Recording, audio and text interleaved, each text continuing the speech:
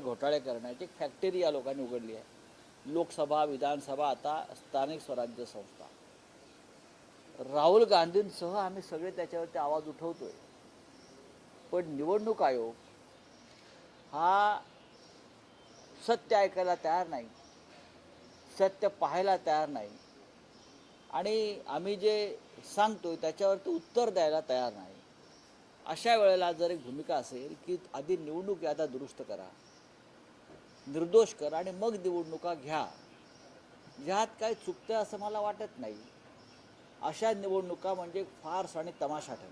नाही, पण राऊतसाहेब, पुन्हा तोच प्रश्न, निवडणूक आयोगाकडून तुम्हाला काही समाधानकारक उत्तर येत नाही असं नेत्यांचंही म्हणणं. निवडणूक आयोग हा भारतीय जनता पक्षाची एक्सटेंडेड शाखा आहे.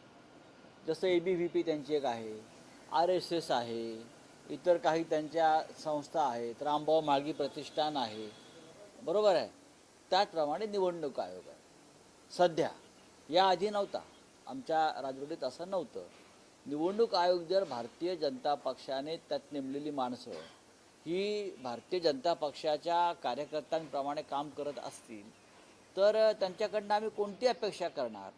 पण त्यांच्यासमोर सत्य मांडणं, कोणत्या प्रकारे गुन्हेगारी स्वरूपाचं काम निवडणूक याद्यांच्या माध्यमातून सुरू आहे हे लोकांना दाखवणं हे आमचं कर्तव्य आहे. नाही, पण मग तुमच्याकडे पुढचा मार्ग काय शिल्लक राहतो?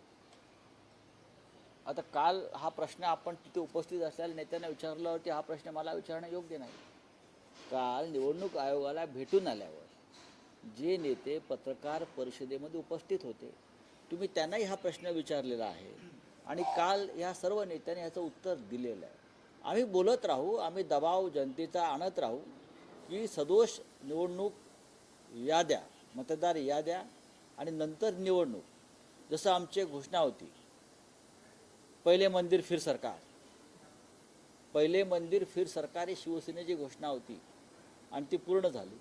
तसं आधी सदोष निवडणूक याद्या आणि मग निवडणुका ही आमची घोषणा आहे. पण राऊतसाहेब, पहिले मंदिर फिर सरकार या घोषणेसाठी शिवसेना रस्त्यावरही उतरली, शिवसेनेचं सक्रिय आंदोलनात सहभागी होता. तर काही आंदोलनाची घोषणा करण्यात येणार आहे का? रस्त्यावर काही संघर्ष करण्यात येणार आहे का? याच्यावरती एक पक्ष निकाल नाही घेऊ शकत ना.